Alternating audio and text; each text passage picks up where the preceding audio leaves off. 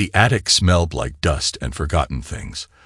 I'd been meaning to clear it out for years, but life had a way of piling up faster than junk. This time, I didn't have a choice. The ceiling in the kids' room had sprung a leak, and the plumber said the pipe ran through here. So, there I was, wrestling with old bins and boxes in a space barely tall enough to stand. The beam of my flashlight swept across the clutter. Baby clothes Anna insisted we keep, a yellowed wedding bouquet in a shadow box, and a dozen other relics of a life we built together. My knee nudged a stack of boxes, and something toppled to the floor with a dull thud. "Perfect," I muttered, crouching to pick it up. It was a wooden box about the size of a shoebox, its surface smooth but darkened with age. No labels, no markings, just a simple clasp on the front. It felt heavy in my hands, and when I shook it, something inside slid with a soft rustle. I opened it. The first thing that caught my eye was a bundle of envelopes tied with a red ribbon, the kind you'd see in a romance movie. I almost laughed.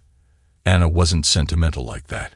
She was practical, a little cold even. She loved clean lines and modern design. Not this. Curiosity won out. I tugged the ribbon loose and picked out the top letter. The paper was brittle, the handwriting on the front unfamiliar. To Anna. No return address. I unfolded the letter carefully. The handwriting was bold and slanted, the kind of script that looked like it belonged to someone with a lot of confidence or a lot of ego. Anna, I still remember the first time I saw you. That red dress, the way you smiled like you knew something the rest of the world didn't. You were trouble then, and you're trouble now. But God help me, I can't stay away. You said you needed space. Fine, but don't think for a second I'm letting you walk away. Not like this. Not without a fight. You know where to find me. You always do. I read it again, slower this time. Then again. Each word lodged itself deeper, scratching at something in my chest I couldn't name. My wife, my Anna, had kept this. Not just kept it, but tucked it away like a treasure, something worth preserving. David? Anna's voice called from downstairs. The plumber's here. Did you find the pipe? I froze, the letter still in my hand. The words seemed to hum in the silence of the attic. You're trouble now. I can't stay away. Yeah, I called back. My voice cracked. I swallowed hard and tried again. Just a minute. I shoved the letter back into the envelope and the envelope into the box, knotting the ribbon tight like I could erase the last 5 minutes. My hands were shaking, but I told myself it was the cold. I told myself it didn't matter, that it was probably just some old fling from before we met. Everyone has a past, right? But as I climbed down the ladder, that confidence felt thinner and thinner, like ice over deep water. Anna was in the kitchen, pouring coffee. Her hair was pulled into a low bun, her posture perfect as always. She turned and smiled, that same smile that always made me feel lucky to have her. I looked at her, really looked at her, and a single question took root in my mind, one that wouldn't let go. Who the hell was T? I couldn't sleep. Anna had drifted off hours ago, her breath soft and steady beside me. The house was dark, silent except for the hum of the fridge downstairs. I stared at the ceiling, replaying the words from the letter like a broken record. Trouble now. Can't stay away. Who was this guy? And why had she kept his letters? I got up quietly, slipping out of bed and into the hallway. The attic door loomed at the end like an unspoken challenge. I hesitated, glancing back toward the bedroom. Anna didn't stir. The ladder creaked as I climbed. My flashlight beam cut through the shadows, landing on the box where I'd left it earlier. It looked so ordinary, just another forgotten thing among countless others. But it wasn't. Not anymore. I carried it down to the kitchen, set it on the counter, and untied the ribbon again. The bundle of envelopes seemed thicker now, heavier with the weight of unanswered questions. I pulled out another letter. Anna, you keep saying you're done with me, but I know better. You always come back. Maybe not today, maybe not tomorrow, But you will. I know why you left. It wasn't because you didn't love me. It was because you're scared. Scared of what we could be together. Scared of how much you feel. But you can't outrun this, Anna. You can't outrun me. I'll wait as long as it takes." My throat tightened as I read it. This wasn't just a fling. This was something deeper, something dangerous. The tone wasn't romantic. It was possessive, like she belonged to him, like he wouldn't let her go. I glanced at the stairs, half expecting Anna to appear, demanding to know what I was doing. But the house stayed quiet. I slid the letter back into its envelope and reached for another. The dates on the postmarks caught my eye this time. Each one neatly spaced, months apart, all addressed to our home. Our home. The letters weren't from before me. They were from after. My stomach churned. I yanked the next one open, scanning for answers. "Anna, I saw you today. You looked happy, but I know better. That's the thing about you. Your smiles never reach your eyes when you're lying. And you've been lying a lot lately, haven't you?" I almost said something, but I thought better of it. "I'll wait. I've always been patient with you, but don't make me wait too long." The words blurred as anger welled up in me. He'd seen her. Recently enough to write this. My mind raced. How much of this had been happening right under my nose? How many times had I sat at this very counter, clueless while some creep was watching my wife? I shoved the letters back into the box, my hands trembling. I needed to talk to Anna. No, confront her. But not yet. Not like this. I needed to be sure. I needed more. The last envelope caught my attention. It was thicker than the others, heavier. I picked it up and noticed something inside. A photograph. My chest tightened as I slid it out. The image was grainy, like it had been printed from an old camera, but the figures were unmistakable. Anna was there, her hand tucked into the crook of a man's arm. He was taller, broader, his face half turned toward her like he couldn't look anywhere else. There was something about the way he held her, like she wasn't just with him, she was his. The date scrawled on the back sent ice down my spine. October 14, 2018. That was 4 years into our marriage. I sat there, staring at the photo, my heart pounding. The man in the picture wasn't a stranger anymore. He wasn't just he had a face now. And that made it worse. He wasn't just a name in some letters. He was real. And he'd been in Anna's life far longer than I ever realized. The sound of movement upstairs broke my focus. Anna. I shoved the photo back into the envelope and the envelope into the box, my mind racing. The attic, the letters, the photo, they all screamed at me, demanded answers. But I couldn't ask. Not yet. Not until I knew the full story.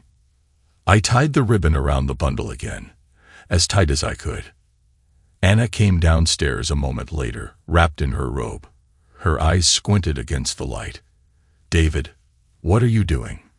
"Couldn't sleep," I said, keeping my voice steady. "Just clearing some space in the attic." She glanced at the box, her expression unreadable. "At this hour?" "Yeah." Got into it and lost track of time. Her gaze lingered for a second too long, and I felt the weight of her scrutiny. But then she just nodded. "Well, come back to bed soon." "Okay." "Sure." I watched her turn and head back upstairs, the sound of her footsteps fading into the dark. I sat there for a long time, staring at the box. Whatever Anna was hiding, it wasn't just her secret anymore. It was ours now. And it wasn't going to stay buried. Not if I had anything to do with it. The box sat on the kitchen table like a loaded gun. I stared at it for hours. The letters and the photo burned into my mind. The words felt alive, crawling under my skin, whispering doubts I couldn't ignore. Anna was in the living room, flipping through a magazine. She hadn't noticed me watching her, or if she had, she didn't show it. She looked normal, calm, like nothing was wrong. But that just made it worse. I couldn't take it anymore. "Anna," I said, stepping into the room. She looked up, her smile soft but cautious.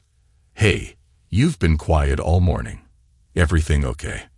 I leaned against the doorframe, crossing my arms. I found something in the attic yesterday. Her head tilted, a small crease forming between her brows. Oh. What? A box, I said, letting the word hang in the air. Her expression didn't change, but her hands froze, the magazine suddenly forgotten. What kind of box? You tell me. It had letters in it. From someone named T. Her face paled. Just a flicker, but enough. She recovered quickly, her features smoothing out into something neutral, controlled. David, Don't, I said, my voice sharper than I intended. Don't lie to me, Anna. She closed the magazine, setting it aside. I'm not lying. It's just complicated. Complicated. I pushed off the doorframe, stepping closer. That's what you're going with. These letters don't sound complicated. They sound possessive, obsessive. And that photo. I stopped, swallowing the bile rising in my throat. You were with him while we were married. Her jaw tightened, but she didn't deny it. It wasn't what you think. Then explain it to me. My voice rose, and I saw her flinch. Because right now, I don't know what to think. I don't know who you are. Her eyes glistened, but she didn't cry. Anna never cried. It's in the past. It's over. It has nothing to do with us. Bullshit, I snapped. You kept those letters, Anna. You hid them. That means it's not over. She stood, her hands clenched into fists at her sides. Do you think I wanted to keep them? Do you think I wanted to deal with any of this? Then why did you? I demanded. Why didn't you just tell me? Because I was trying to protect you. Her voice cracked, the words echoing in the room. I froze, stunned by the outburst. Anna rarely raised her voice. She was always composed, always in control. Seeing her like this was like staring at a stranger. Protect me, I said, my voice low now. From what? Her shoulders sagged, the fight draining out of her. She sank back onto the couch, her gaze fixed on the floor. From him. From Thomas. The name hit me like a punch to the gut. Hearing it out loud made it real. Who is he, Anna? And what does he want from you? She hesitated, her fingers twisting the hem of her sweater. He's someone I knew a long time ago. Before you. We had a history. That much I gathered. I said bitterly. What kind of history? Her eyes met mine, pleading. It doesn't matter anymore. He's gone. No, he's not, I said, pulling the photo from my pocket and tossing it onto the coffee table. He was here. He's been watching you, watching us, so don't tell me it doesn't matter. She stared at the photo, her face ashen. Where did you find this? In the box, I said, along with the letters. The ones he sent to our house. You think that doesn't matter? Her lips pressed into a thin line, her silence more damning than anything she could have said. Why didn't you tell me? I asked again, softer this time. Why did you let this guy hang over our marriage like a ghost? I thought it was over, she whispered. I thought if I ignored him, he'd leave us alone. I laughed, a harsh, bitter sound. Ignored him. Anna, he's not going anywhere. He's obsessed with you. He thinks you are still his. She flinched again, her hands tightening into fists. I never wanted this. I never wanted any of this. Then tell me the truth, I said, my voice firm. All of it. No more hiding, no more secrets. Her eyes met mine, and for a moment I thought she might. But then she shook her head, standing abruptly. I can't. Anna. I can't, David. Her voice broke, and she turned away, heading for the stairs. Not yet. I watched her go, my chest tight with anger and frustration. She was hiding something, something bigger than I'd imagined. And if she wouldn't tell me the truth, I'd have to find it myself. As I stood there, staring at the photo on the table, one thing became painfully clear. Thomas wasn't just part of Anna's past. He was part of her present. And now he was part of mine too. Anna avoided me the next morning. She busied herself with the kids' lunches, her phone, the dishes, anything that kept her from meeting my gaze. The silence between us was loud, stretching with every passing minute. I needed answers, and if Anna wouldn't give them to me, I knew someone who might. Lisa McKinney, Anna's best friend, was a journalist with a knack for unearthing truths people didn't want found. She'd been part of our lives for years, attending barbecues, kids' birthdays, the works. She knew Anna better than anyone, and if there was one person who could fill in the blanks, it was her. I waited until Anna left for a client meeting, then grabbed my keys and headed for Lisa's place. She lived in a small house on the other side of town, her car already in the driveway when I pulled up. The sight of it steadied my nerves. Lisa had always been blunt, the kind of person who didn't sugarcoat anything. I needed that right now. She answered the door in sweatpants and an oversized hoodie, a mug of coffee in one hand. Her eyes narrowed when she saw me. "David," she said, leaning against the doorframe. "This is a surprise." "I need to talk to you," I said. "It's about Anna." Her expression tightened, but she stepped aside, gesturing me in. "What's going on?" The smell of fresh coffee and vanilla candles filled the air as I'd followed her to the living room. She motioned for me to sit, then dropped onto the couch across from me. "All right, spill. What's this about?" I didn't waste time. "Do you know someone named Thomas? Thomas Evans?" Her reaction was instant. Her jaw clenched, and the mug trembled slightly in her hands. "Why are you asking about him?" "Because I found letters. Letters he sent to Anna. And a photo." I leaned forward, trying to read her face. "Who is he, Lisa?" She set the mug down carefully, her movements deliberate. "David, this isn't something I want to get involved in." "You're already involved," I said. "You've been Anna's best friend for years. If you know something about this guy, I need you to tell me." Her lips pressed into a thin line. "And what did Anna say when you asked her?" "She won't tell me the whole story," I admitted. "She says it's in the past, that it's over. But it's not, is it?" Lisa hesitated, then sighed, leaning back against the couch. "Thomas is complicated. That's what Anna said." Well, she's not wrong.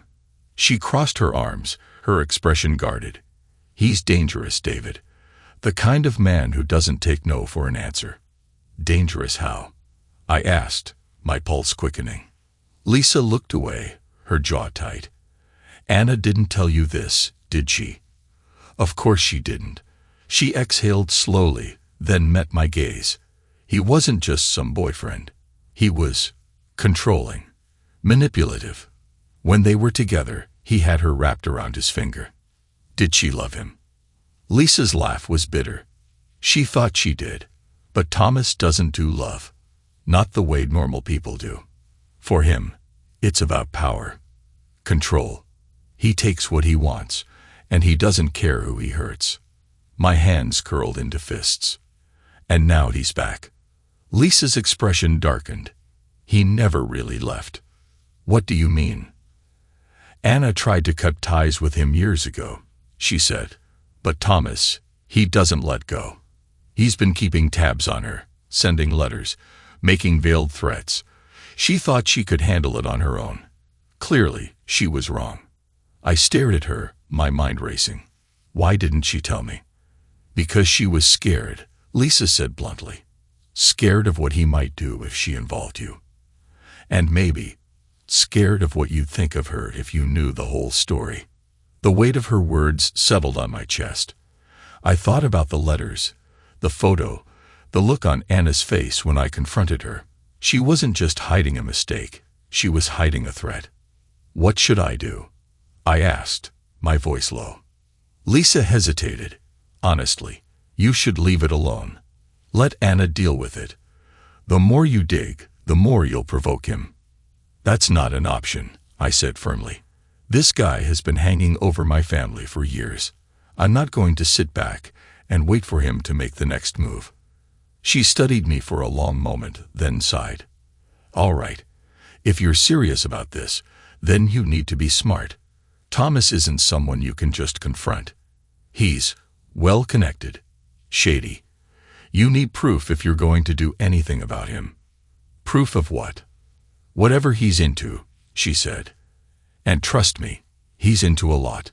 Illegal businesses, blackmail, you name it. If you want to take him down, you'll need leverage. Otherwise, he'll chew you up and spit you out. Her words sent a chill down my spine, but I nodded. Where do I start? Lisa stood, grabbing a notebook from the coffee table. She scribbled something on a scrap of paper, then handed it to me. There's a place in Maple Hollow. Small town about an hour from here. Anna and Thomas used to spend time there. If you want answers, that's where you'll find them. I took the paper, folding it carefully. Thank you. She gave me a hard look. Don't thank me yet. You're poking a bear, David. Be careful. I left Lisa's house with more questions than answers, but one thing was clear. Thomas Evans wasn't just a ghost from Anna's past. He was a threat to our future. The drive to Maple Hollow was long and quiet, the kind of trip that gave you too much time to think. I replayed everything Lisa had said, every word of Anna's vague excuses, and the haunting lines from those letters. The pieces didn't fit, not yet, but I was determined to find the missing ones. Maple Hollow was the kind of town that looked like it had been plucked from a faded postcard. A single main street stretched out in front of me, lined with brick buildings, faded awnings, and a gas station that looked like it hadn't updated its prices since the 90s. A weathered sign reading "Welcome to Maple Hollow" swung lazily in the breeze. I parked in front of a diner called Hollow Grounds. The windows were fogged up, and the neon sign blinked sluggishly, as if it couldn't quite decide if it wanted to stay lit. Inside, the place smelled like burnt coffee and grease, with a soundtrack of clinking dishes and murmured conversations. A waitress in her 50s with frizzy hair and a name tag that said Debbie glanced up as I walked in. Sit wherever you want, honorable. I slid into a booth by the window, my back to the wall. The vinyl seat groaned under my weight.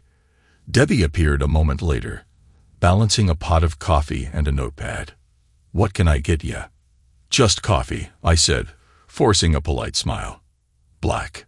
She nodded, pouring the coffee with practiced efficiency.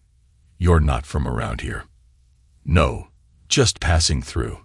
I hesitated, then decided to dive in. Actually, I'm looking for someone. Thomas Evans.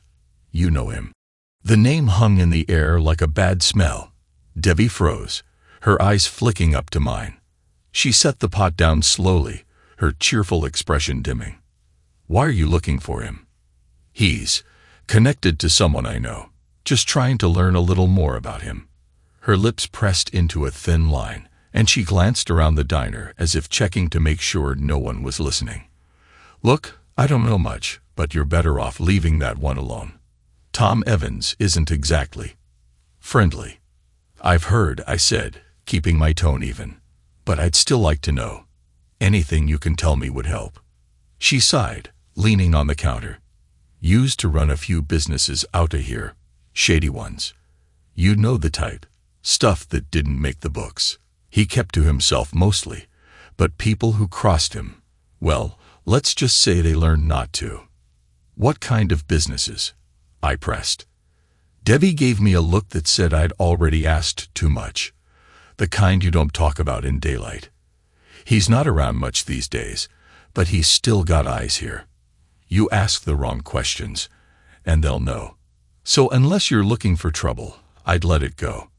Thanks for the advice, I said, though letting it go was the last thing on my mind. She straightened, picking up the coffee pot.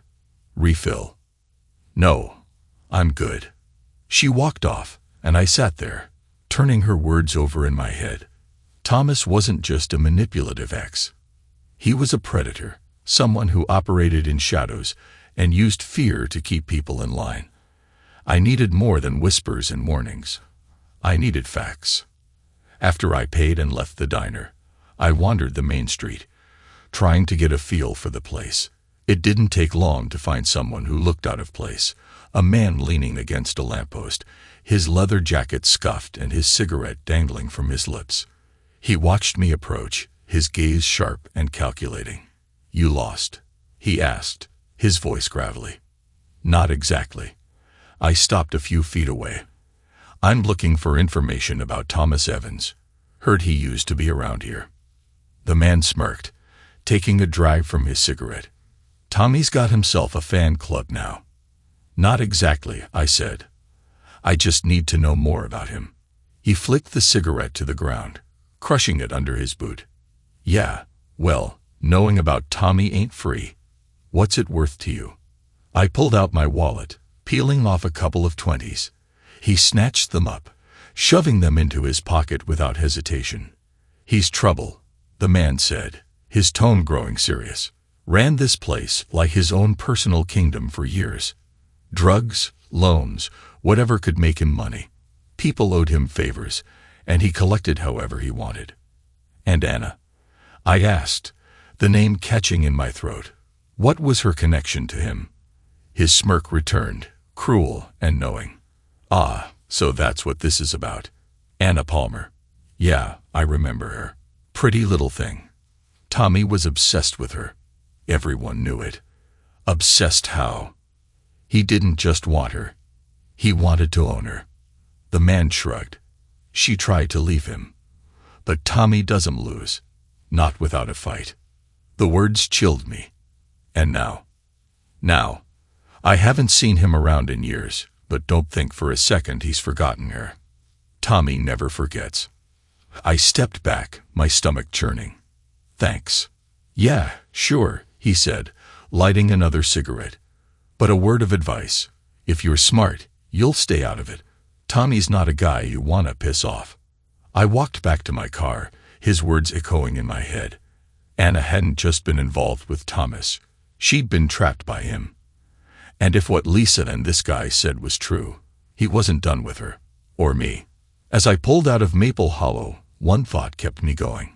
If Thomas Evans thought he could come after my family, he was wrong. Dead wrong. The drive home from Maple Hollow felt heavier, the air thick with questions that refused to settle. I couldn't shake the image of Anna and Thomas together, the way everyone described his grip on her, possessive, unrelenting. The thought that someone like him still had a hold over her, even from a distance, burned in my chest. When I got back to town, the house was quiet. Anna was in the kitchen, chopping vegetables for dinner. She glanced up when I walked in, her smile hesitant. "Hey," she said, "you were out for a while." "Yeah," I replied, hanging up my coat. "Had some errands to run." Her eyes lingered on me a moment too long, like she was trying to read my mood. "Everything okay?" "Fine," I said, keeping my voice even. "Where are the kids?" "At Mom's for the weekend, remember?" I nodded, grateful for the timing. The space between us felt fragile, like it might shatter with the wrong word. I leaned against the counter, watching her work, the rhythm of the knife against the cutting board unnerving in its precision. "Have you ever thought about going back to Maple Hollow?" I asked casually. Her hands froze mid-chop. She didn't look up. "Why would I go back there?" "I don't know," I said. "Thought it might be nice to see the place. A little trip down memory lane." Her shoulders stiffened, and she set the knife down carefully. When she turned to face me, her expression was guarded. "What's this about, David?" "Just curious," I said, shrugging. "You never talk about your time there. Thought maybe there was something worth revisiting." "There's nothing worth revisiting," she said sharply. "That part of my life is over." Her reaction confirmed what I already knew. Maple Hollow wasn't just a place she'd lived. It was a scar she didn't want to touch. But scars have a way of reopening, whether you want them to or not. I stepped closer, lowering my voice. "What are you so afraid of?" Her eyes flashed. "I'm not afraid." "Then why won't you tell me the truth?" The question came out harder than I intended, my frustration boiling over. "I went there, Anna. I talked to people. I know about Thomas, about what he was doing. her face drained of color. You had no right. No right, I repeated, my voice rising. You've been keeping this from me for years, Hannah.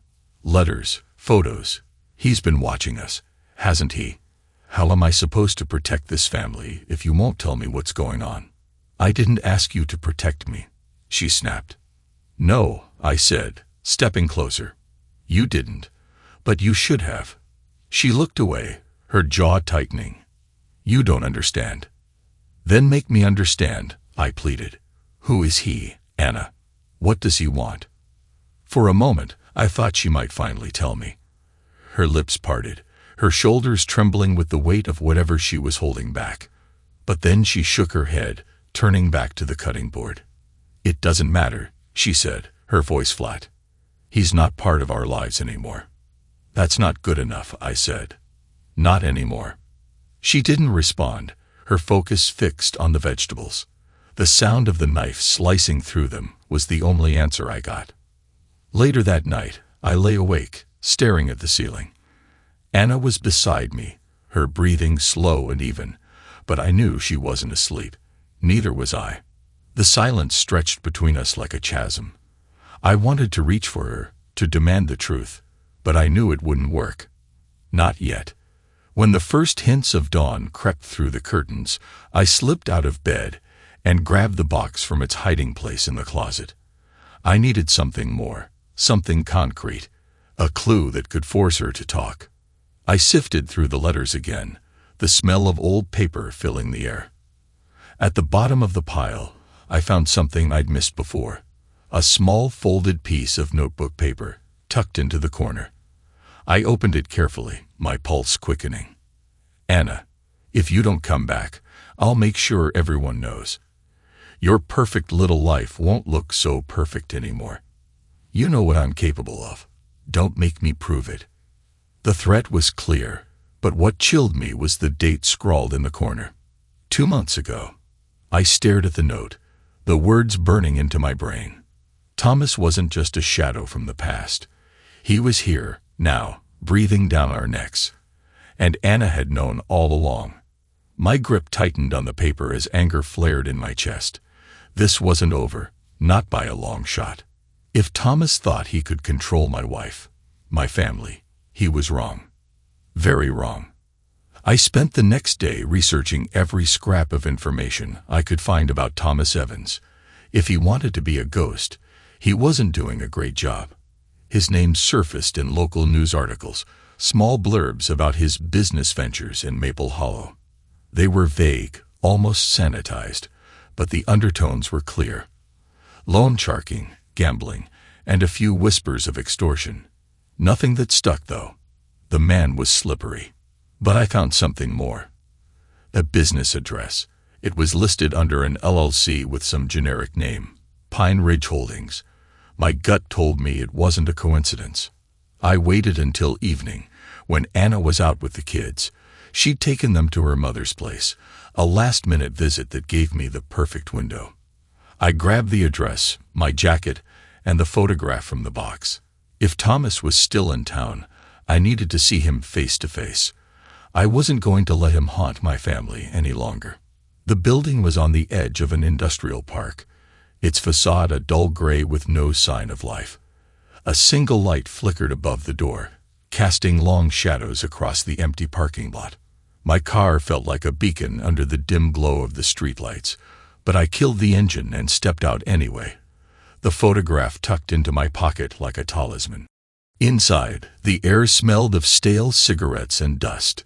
The space was dimly lit, cluttered with mismatched furniture and filing cabinets that looked like they'd been salvaged from a junkyard.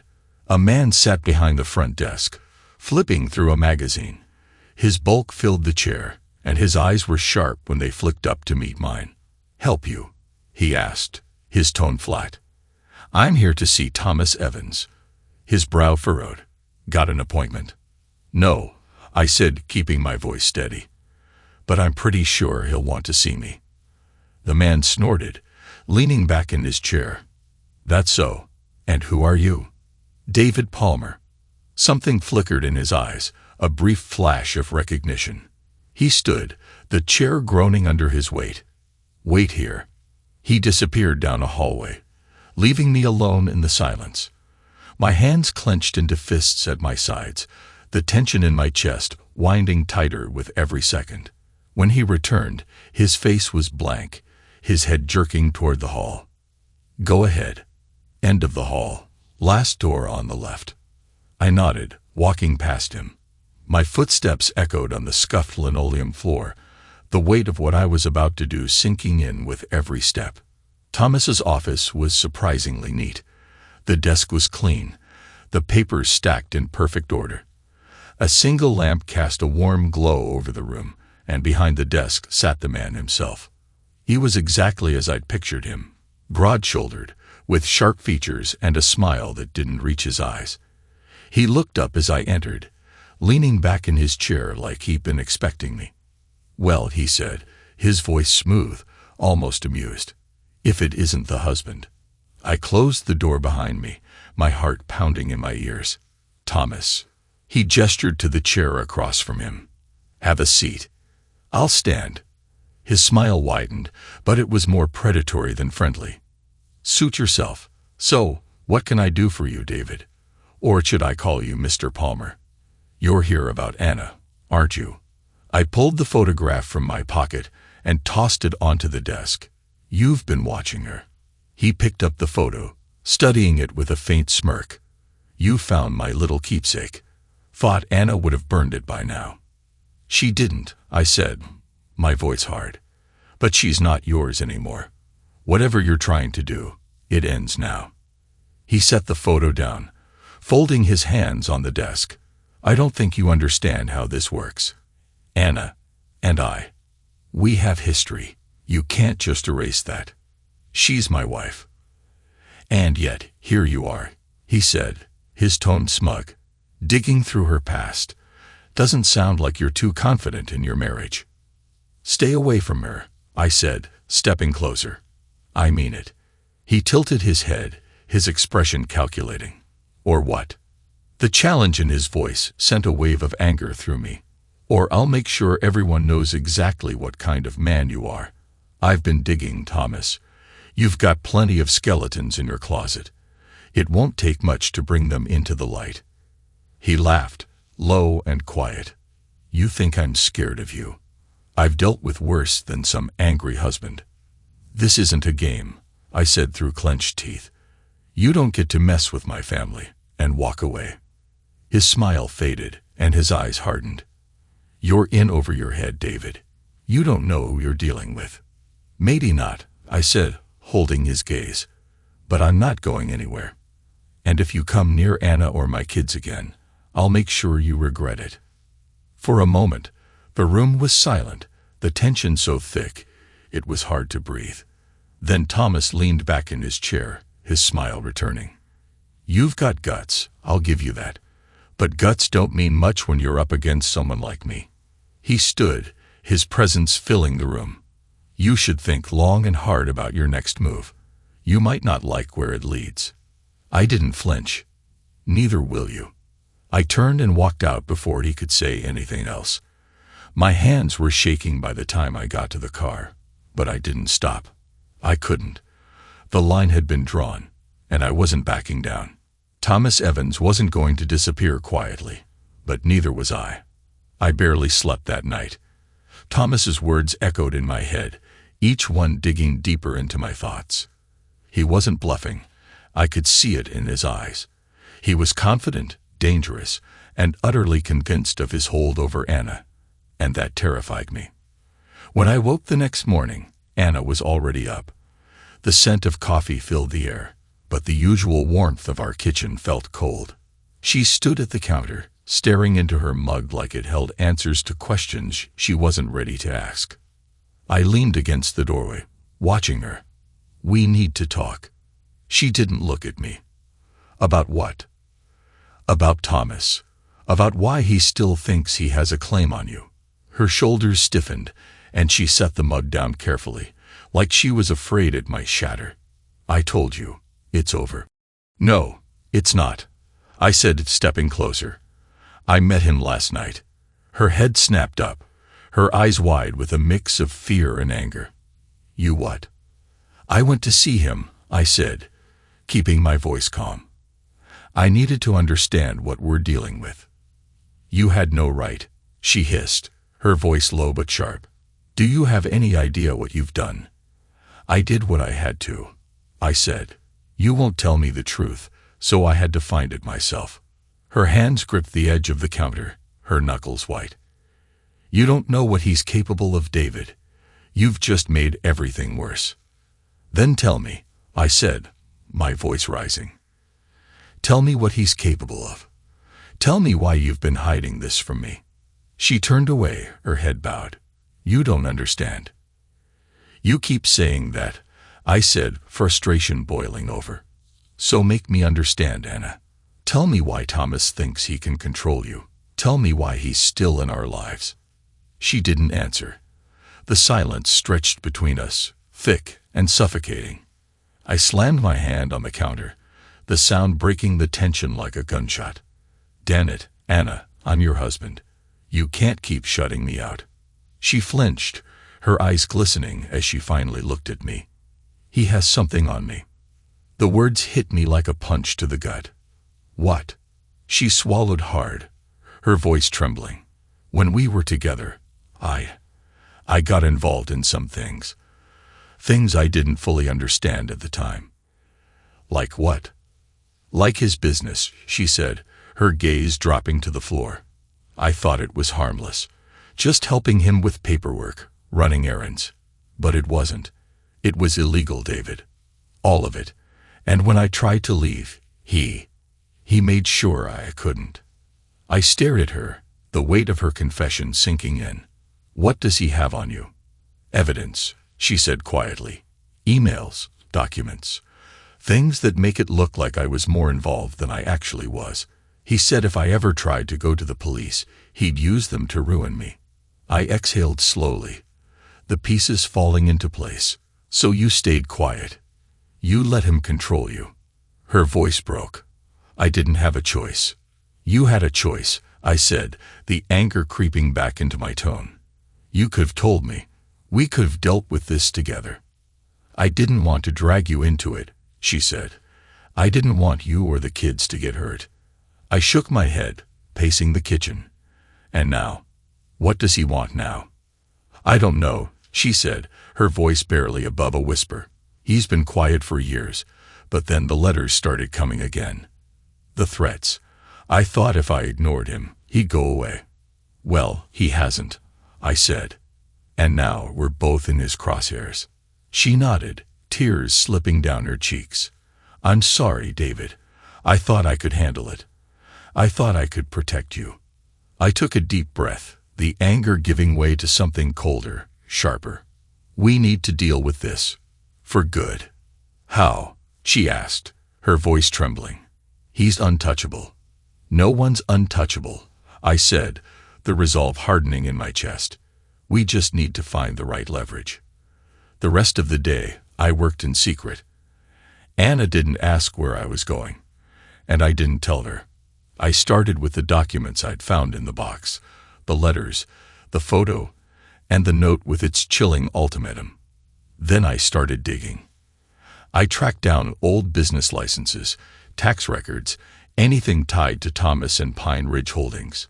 It didn't take long to find discrepancies, gaps in his records, unaccounted for assets. There was something there, something he'd been hiding. But the real breakthrough came when I checked Anna's email account. She'd given me the password years ago, and I doubted she'd changed it. Sure enough, there it was, an email from Thomas, buried in her archives. The subject line read simply, "Our agreement." The email was brief, but the attachment said everything I needed to know. It was a scanned contract, signed by both Anna and Thomas, outlining her role in his company. It painted her as a key player, someone who'd knowingly facilitated his illegal activities. But there was something else, a line at the bottom, written in smaller print, a clause stating that the agreement was null and void if evidence emerged that Anna had been coerced or threatened. It was a tiny crack in his armor, but it was something. I stared at the screen, my pulse quickening. Thomas had been careful, but he'd left a thread. And now I had a way to pull it. When I got home that night, Anna was waiting for me in the living room. She looked exhausted, her face pale and drawn. "Did you find anything?" she asked quietly. I held up the printed email, my jaw set. "I found everything." Her eyes widened as she read the document, her hands trembling. "What does this mean?" "It means we can fight back," I said. "But we'll need help." "Help from who?" I hesitated, then pulled out my phone. Lisa.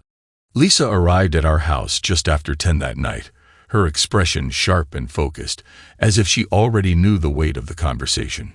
She carried her leather bag slung over one shoulder, a notebook tucked under her arm. She stepped inside without hesitation, her eyes scanning the room. "All right," she said, dropping her bag onto the coffee table. "Tell me everything." Anna hesitated, perched on the edge of the couch, her hands fidgeting in her lap. I sat beside her, the printout of the email resting between us like a fragile truce. Lisa's gaze flicked between us, her brow furrowing. "This is about Thomas, isn't it?" she asked. "Yes," I said. "And we're going to stop him." Lisa snorted, leaning back in the armchair. "That's ambitious. Do you have a plan, or is this more of a blind hope situation?" "We have this," I said, handing her the email. "It's a contract between Anna and Thomas. He's been using it to blackmail her." Lisa's eyes skimmed the document, her lips pressing into a thin line. "Typical Thomas. He leaves just enough rope to hang himself, but not without a fight. This clause about coercion, it's your angle, isn't it?" I nodded. "If we can prove he threatened Anna or forced her into anything, the contract is void. But we'll need evidence." "And by we, you mean me," Lisa said, arching an eyebrow. "You're the journalist," I said. "If anyone can dig up dirt on him, it's you." Lisa tapped the edge of the contract against her palm, her eyes narrowing in thought. "I can look into it. But you need to understand, Thomas isn't just some two-bit thug. He's got connections, money, influence, people who owe him favors. If we're going after him, we have to be airtight. One misstep, and he'll bury us." Anna shifted uncomfortably beside me. I didn't want this. Any of it. Lisa's gaze softened slightly, but her tone stayed firm. "No one wants this, Anna. But it's here now, and if we don't deal with it, he'll never stop." "Do you think you can find anything?" I asked. Lisa smiled faintly, the kind of smile that came with sharp teeth. "Oh, I can find something. The real question is, what are you willing to do once I do?" The next few days blurred into a haze of tension and waiting. Lisa worked quietly but methodically, pulling threads from her network of contacts, chasing down leads.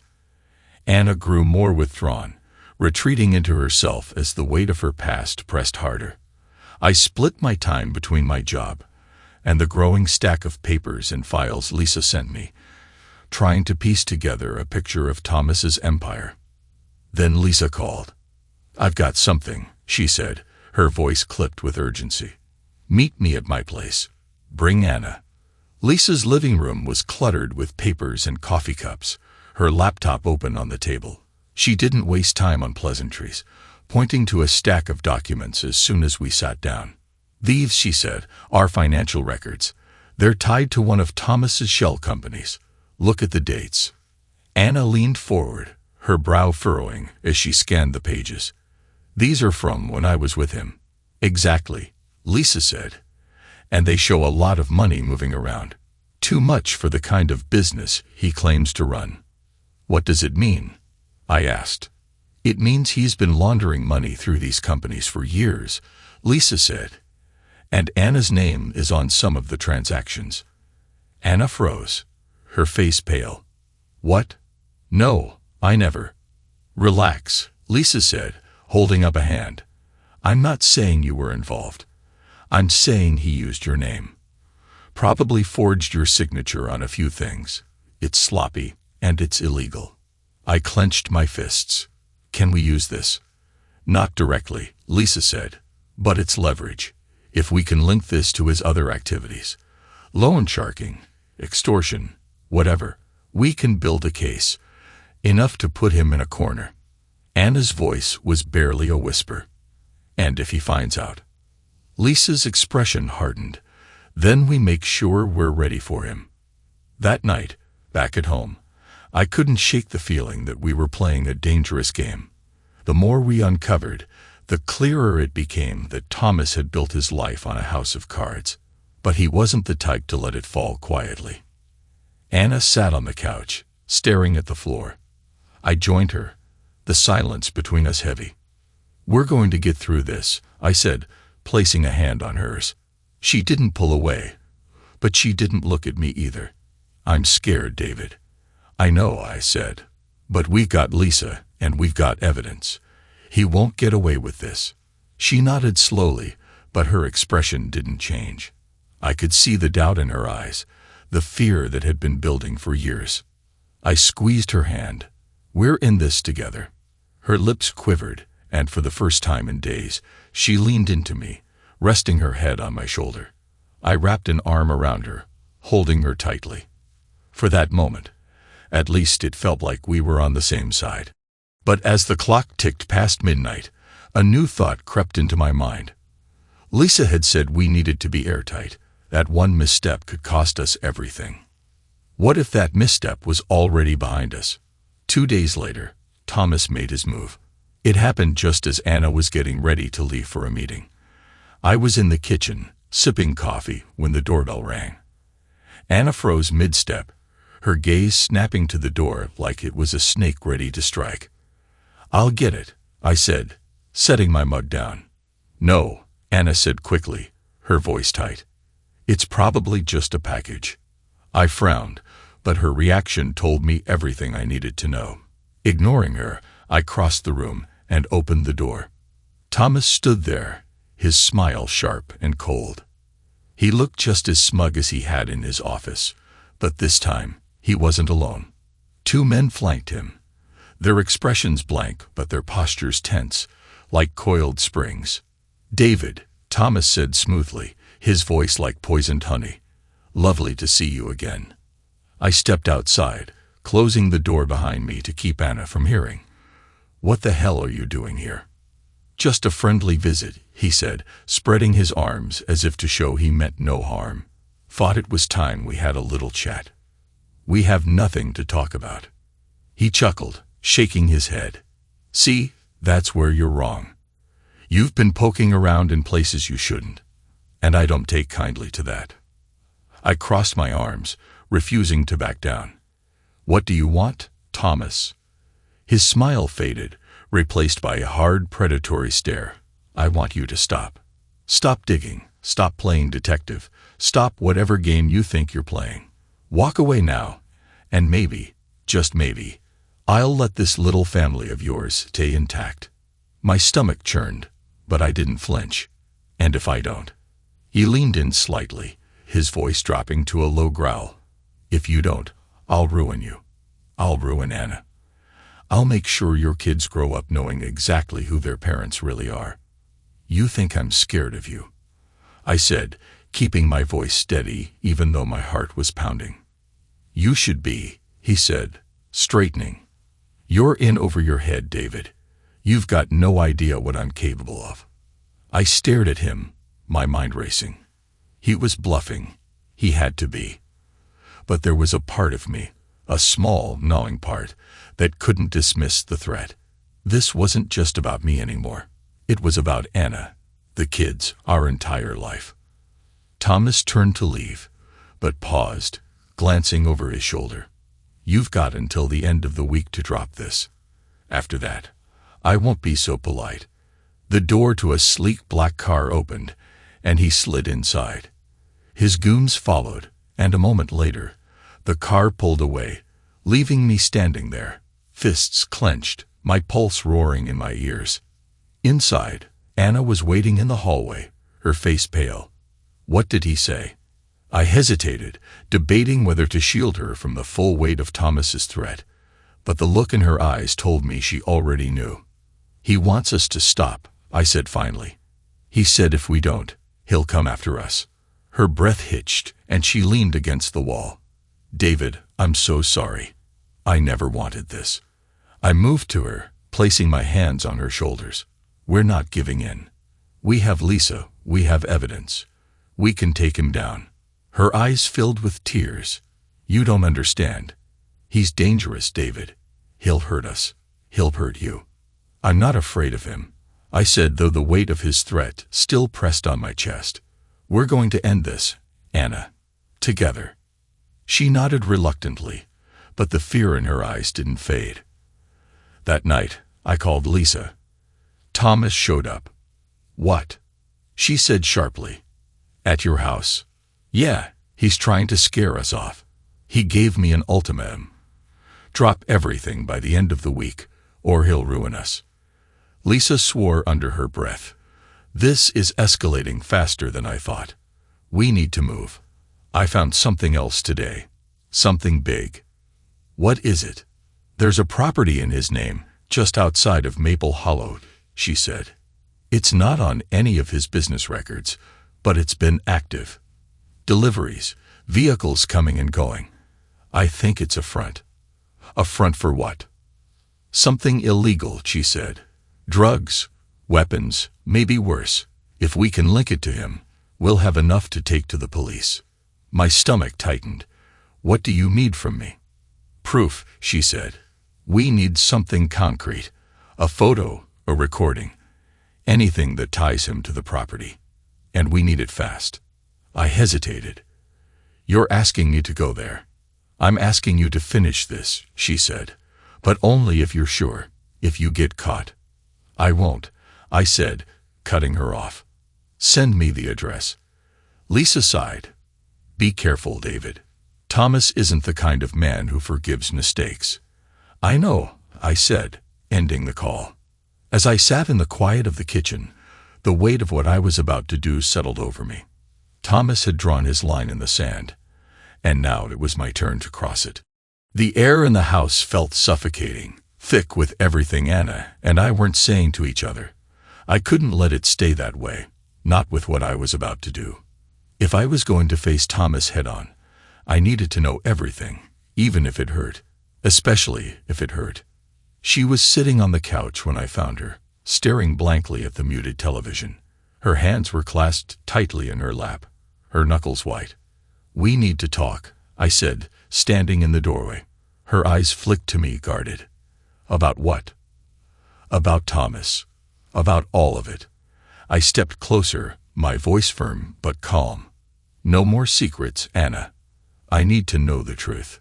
She looked away, her jaw tightening. For a moment, I thought she'd refuse, like she had so many times before.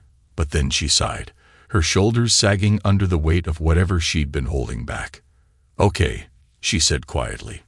Ask me. I sat across from her, leaning forward, my elbows on my knees. How did it start? Her lips pressed into a thin line. We met when I was fresh out of college. I was working at a design firm. And he was, well, you've seen what he's like. Charismatic. Confident. He made me feel important, like I was the only thing that mattered. She paused, her fingers twisting the fabric of her sweater. At first, it was exciting. He took me to fancy dinners, showed me off to his friends. But then, he started to change. He got possessive, controlling. He wanted to know where I was, who I was with. And when I tried to pull away, he wouldn't let me. My stomach twisted, but I kept my voice steady. What do you mean? He'd threaten me, she said, her voice trembling. Not physically, at least, not at first. He'd say things like, you'll never make it without me, or I'll ruin you if you leave. I was stupid. I stayed longer than I should have. And the business? I asked. How did you get involved in that? She swallowed hard, her eyes filling with tears. He asked me to help him with some paperwork. I didn't think anything of it, just signing forms, making phone calls. It wasn't until later that I realized what I'd been doing. He'd used me as a front for his laundering. My name was on everything. Did you confront him? I asked. I tried, she said, her voice barely above a whisper. He just laughed. Told me I was in it as deep as he was, and if I tried to leave, he'd make sure the police thought I was the mastermind. The tears spilled over now, streaking down her cheeks. When I finally worked up the courage to leave, I thought I was free. But he kept showing up. Letters, phone calls, threats. Even after I met you, he wouldn't let go. I thought if I ignored him, he'd move on. But he didn't, I said, my jaw tight. She shook her head. No. And now he's dragged you into it. I sat back, running a hand through my hair. The pieces were falling into place, each one sharper than the last. Why didn't you tell me sooner? Her eyes met mine, filled with guilt. Because I was ashamed. Because I didn't want you to see me the way I see myself, as a coward who let him control me for so long. You're not a coward, I said firmly. You made mistakes, Anna. Everyone does. But this, what he's doing, it's not your fault. She stared at me, her lip trembling. What are we going to do? I leaned forward, taking her hands in mine. We're going to end this. Lisa found something, proof that could bring him down. But it's risky. I'm going to that property she found. Her grip tightened on my hands. No, David, you can't. If Thomas catches you, I'll be careful, I said, cutting her off. But this is the only way. We can't live like this anymore. I won't let him control us. Tears streamed down her face as she shook her head. I can't lose you. You won't, I said, my voice steady. But I need you to trust me. She nodded reluctantly, her hands trembling in mine. I trust you. Just come back to me. I will, I promised, even as a knot of doubt twisted in my chest. That night, as Anna slept fitfully beside me, I lay awake, staring at the ceiling. I thought about Thomas, his smug smile, the threats he'd made. I thought about Anna, about everything she'd endured, and the life we'd built together despite the shadows of her past. Tomorrow, I would face him, and one way or another, this would end. The drive to the property Lisa had uncovered felt like the longest of my life. The address she'd given me led to a remote wooded area on the outskirts of Maple Hollow. The gravel road wound through thick trees, the canopy above blotting out most of the daylight. My hands gripped the wheel tighter as I approached the clearing. The building came into view, a low, unassuming warehouse with corrugated metal siding and a single rusted door. It was surrounded by nothing but forest, secluded enough to hide whatever Thomas didn't want found. A few nondescript vehicles were parked outside, their windows tinted. I parked a good distance away and slipped out of the car, crouching low as I moved closer. The wind rustled through the trees, masking the crunch of gravel under my boots. My heart pounded, but I pushed forward, every step a reminder of what was at stake. When I reached the edge of the property, I ducked behind a stack of discarded pallets, scanning the area. The building looked deserted, but the faint hum of machinery inside told me otherwise. I pulled out my phone, snapping pictures of the vehicles and the warehouse. Lisa had been clear, document everything. I moved closer, sticking to the shadows. A side door was slightly ajar, and I slipped inside, holding my breath. The air was thick with the smell of oil and metal, the faint clatter of equipment echoing in the space. My eyes adjusted to the dim light, and I took in the scene. Rows of crates lined the walls, each marked with cryptic labels, numbers and letters that meant nothing to me but screamed illicit. A few men moved through the space, clipboard in hand, their voices low as they spoke in hurried tones. I kept to the edges, careful to stay out of sight. I pulled out my phone again, snapping photos of the crates and the men. My heart raced as I recorded a short video, capturing their conversation about shipments and deadlines. This was it, proof that Thomas's operation was bigger than I'd imagined. But then I heard it. Footsteps. Close. I froze, my pulse pounding in my ears. The beam of a flashlight cut through the darkness, sweeping dangerously close to where I crouched. I ducked behind a crate, holding my breath as the footsteps grew louder. "Thought I heard something," a man said, his voice gruff. "Probably a raccoon," another replied. "Hurry up. Thomas doesn't like delays." The footsteps faded, and I let out a slow, shaky breath.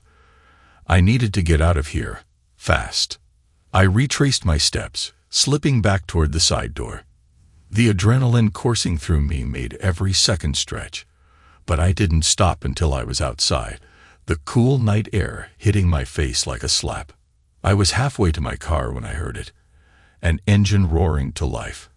I glanced over my shoulder and saw headlights cutting through the darkness, moving toward the warehouse.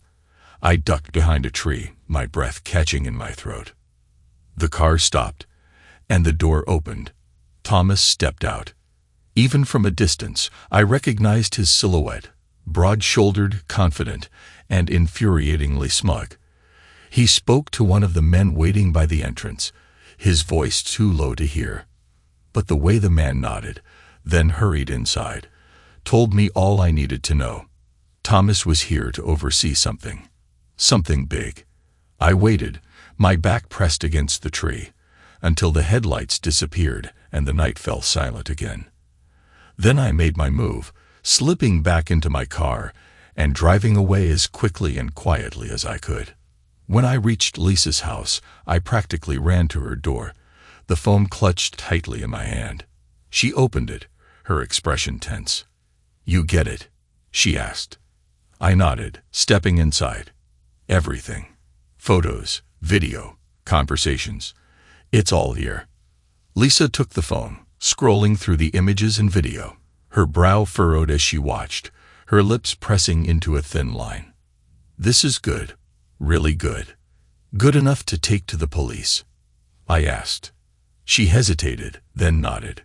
"It's a start, but we'll need to be strategic. If we tip them off too soon, they'll scatter and Thomas will disappear. We need to make sure this sticks." "Then what's the next step?" I asked. She set the phone down, her gaze sharp. "We leak this to the right people, someone who can put pressure on the police to act. If we make enough noise, Thomas won't be able to weasel his way out." Anna's voice cut through the room, startling us both. "And what happens to us in the meantime?" I turned to see her standing in the doorway, her arms crossed tightly over her chest. She looked pale, her eyes red-rimmed. "Thomas will come after us," she said. "You know he will." "He's already coming after us," I said. "But this time, we're not running. We're fighting back." Anna shook her head, her voice trembling. "You don't know him like I do. He won't stop, David. Not until he gets what he wants." "And what does he want?" Lisa asked, her tone sharp. Anna's gaze dropped, her shoulders sagging. "Control. He doesn't care about the business or the money. He just wants to win." "Well," Lisa said, her voice cold, "it's time we show him he's already lost." I reached for Anna's hand, gripping it tightly. "We're going to end this. Together." Her fingers trembled in mine, but she nodded, a flicker of determination breaking through the fear. Together. The plan came together in whispers and tense nods over Lisa's dining room table. Papers and printouts covered every inch of the surface, illuminated by a single desk lamp. It felt like we were preparing for war. And maybe we were. Thomas Evans was the enemy, and this was the only way to take him down. Lisa outlined the details, her voice steady despite the tension hanging in the air. "We'll use the property. Leak the evidence anonymously to the police tip line, but just enough to get their attention. They'll raid the place, and when they do, we'll make sure Thomas is there." Anna sat beside me, her hands folded tightly in her lap. "How do you make sure he's there?" Lisa looked at me. "That's where you come in." "What?" Anna's head snapped up, her voice sharp. "No, absolutely not. He's done enough." Lisa ignored her, addressing me directly. "You're the only one he'll listen to right now. You've already got his attention. If you call him, make him think you're ready to negotiate. Maybe give him something to believe you're scared. He'll show. I'm not scared of him, I said firmly, but I knew what she meant. And if he doesn't? He will, Lisa said with conviction. Thomas doesn't let go of control. He won't pass up a chance to keep his claws in you. Anna's hand gripped my arm. David, this is too dangerous. He'll know it's a setup. Not if we're smart about it, Lisa said. The police won't know you're involved. The raid will seem unrelated. Thomas will think it's bad luck, until it's too late. Anna shook her head, her voice trembling. And what if it's not too late? What if he figures it out? What if he... I cut her off, my voice calm but firm. Anna, we can't keep running. We've tried that, and it hasn't worked. If we don't stop him now, he'll never stop. She stared at me, her eyes shining with unshed tears. I just don't want to lose you. You won't, I said, taking her hand in mine. But I have to do this. For us. For the kids. She nodded reluctantly, her grip tightening. The call to Thomas was short and to the point. I kept my voice measured, lacing it with just enough tension to make it believable. Thomas, I said when he picked up. David. His tone was smug, as if he'd already won. I was wondering when I'd hear from you again. You made your point, I said, letting a hint of defeat creep into my words. I just want this to end. What do you want? There was a pause, then a low chuckle. Smart man. Let's talk. I glanced at Lisa, who gave me a nod. The warehouse, I said. Tomorrow night, 9 o'clock. Bold choice, he said. What makes you think I'll show? You want control, don't you? I shot back. This is your chance to prove you still have it. Another pause. Then, all right, David. Tomorrow night. But just so we're clear, if this is a trick, you'll regret it. The line went dead. The hours leading up to the meeting crawled by. Anna hovered near me, her nerves visible in every movement. Lisa stayed calm, methodical, checking and rechecking her contacts to make sure the police were prepared. I tried to focus, but the weight of what I was about to do pressed heavily on my chest. When the time came, I drove to the warehouse alone. The air was thick with tension as I parked a safe distance away and slipped toward the agreed meeting spot. I waited in the shadows, the cool night air biting at my skin. At 9:05, headlights appeared, cutting through the darkness as Thomas's sleek black car pulled up. He stepped out, alone, his movements confident, predatory. He looked around, his eyes scanning the area before settling on me. David, he called, his voice carrying in the quiet. Let's talk. I stepped forward, keeping my movements measured. You said you wanted control. I'm here to give it to you. Thomas smiled, but there was no warmth in it. Smart move. I knew you'd come around. The moment stretched, taut, and suffocating. Then, in the distance, the unmistakable sound of sirens. Thomas froze, his smile fading as the wail grew louder, closer. His eyes flicked to me, narrowing. You bastard, he hissed. I shrugged, feigning indifference. Bad luck, Thomas. He reached for something in his jacket, a phone, a weapon. I couldn't tell, but the blue and red lights of approaching police cars swept over us before he could act. Doors slammed, voices shouted, and within seconds, officers surrounded him, their weapons drawn. Thomas raised his hand slowly, his jaw clenched. You'll regret this, he said, his gaze locking on mine. I doubt it, I said, stepping back as the officers moved in. The raid unfolded in a blur. Officers swarmed the warehouse, securing the crates and apprehending Thomas's men. I stayed in the background, watching as the life Thomas had built crumbled around him. When it was over, Lisa called me.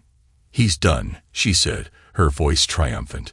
They'd got him on trafficking, laundering, and extortion. He won't be able to worm his way out of this. I ended the call and drove home, the weight in my chest finally lifting. Anna was waiting for me when I walked through the door, her expression anxious. It's over, I said, pulling her into my arms. "He's done." She clung to me, her tears soaking into my shirt. "Thank you," she whispered, "for fighting for us." I held her tightly, the relief washing over me. For the first time in years, it felt like we could finally breathe. The trial was short. Thomas Evans, once untouchable, now sat shackled and silent in the courtroom. The evidence Lisa uncovered, combined with the police raid and the financial records we'd unearthed, painted a picture too damning to ignore. The prosecutor called him a master manipulator, a man who built an empire on fear and control. His lawyers tried to spin it, claiming coerced witnesses and faulty investigations, but the jury didn't buy it. Thomas was sentenced to 25 years without parole. He glared at me as they let him out, his lips curling into a faint smile, like he still had some secret left to play. But I didn't care anymore. His power over us was broken, and that knowledge was enough. Anna and I didn't talk much on the ride home from the sentencing. The weight of everything that had happened still lingered, but it felt different now. Less like a storm and more like the calm after. When we pulled into the driveway, she reached over and touched my hand. "It's really over," she said, her voice soft. I nodded, squeezing her hand. "Yeah, it is." For the first time in weeks, she smiled. It wasn't forced or tinged with guilt. It was real. And it reminded me of the woman I fell in love with all those years ago. The weeks that followed weren't easy, but they were ours. We went to therapy together, peeling back the layers of anger and fear we both carried for too long. Anna confessed everything, things I hadn't even suspected, and I let myself feel the hurt, the betrayal. But I didn't let it consume me. She'd spent so many years carrying shame for mistakes she couldn't undo, and I wasn't about to add to that burden. For my part, I admitted my failures too.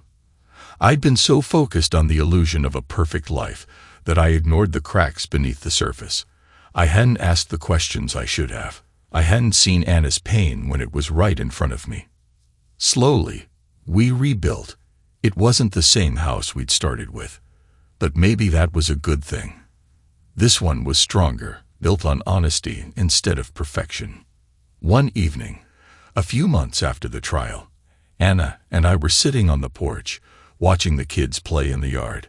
The sun was setting, painting the sky in shades of orange and gold. She leaned against me, her head resting on my shoulder. "I still think about him sometimes," she admitted. "About what he did, about who I was back then." I didn't flinch. We'd promised to be honest, even when it was hard. "That's okay," I said. "He's part of your story, but he doesn't define you." She looked up at me, her eyes soft. "And us. He doesn't define us either," I said. "We do that." Her smile was small but genuine. I liked the sound of that. Lisa became a fixture in our lives after everything settled. She still teased me about being too noble for my own good, but her sharp humor had a warmth to it now. She and Anna grew closer, their bond strengthened by the shared scars of dealing with Thomas. One afternoon, she came over with a printed article from a national outlet. "You made the big leagues," she said, tossing it onto the table. The headline read, "Inside the Fall of Thomas Evans, a criminal empire brought down by family courage." Anna read the article in silence, her fingers tracing the edges of the paper. When she finished, she folded it neatly and looked at me. "You did this," she said. "We did this," I corrected. Life didn't go back to normal. It grew into something better. I started noticing the small things again. The way Anna laughed when the kids said something silly, the way the sunlight hit her hair in the mornings, the way her hand felt in mine. She started painting again, something she hadn't done in years. Her pieces weren't perfect, but they were beautiful, raw, and full of life, like she was finally letting herself breathe. The kids, blissfully unaware of most of the turmoil, flourished. They filled the house with laughter and noise, grounding us in the present when the past felt too heavy. One night, as I tucked them into bed, my daughter asked, "Are you and Mommy happy?" I paused, looking at her little face, so open and curious. Yeah, I said, smiling. We're happy. On the 1-year anniversary of the raid, Anna and I took the kids on a trip to the coast. Standing on the cliffs overlooking the ocean, the wind tugging at our hair, she slipped her hand into mine. "Thank you," she said. "For what?" "For not giving up on me," she said, her voice barely audible over the crash of the waves. "On us." I turned to her, my chest tightening. "We don't give up, Anna. Not on each other." She leaned into me, her head resting against my shoulder, and for the first time in a long time, I felt truly at peace. The shadows of the past were still there, faint and far away, but they didn't define us anymore. We'd walked through the fire together, and on the other side, we'd found something stronger, something real. Thanks to everyone who took the time to listen to today's stories. If you enjoyed it, please consider liking and subscribing if you haven't already. Feel free to share your thoughts on the events in the comments below. Take care.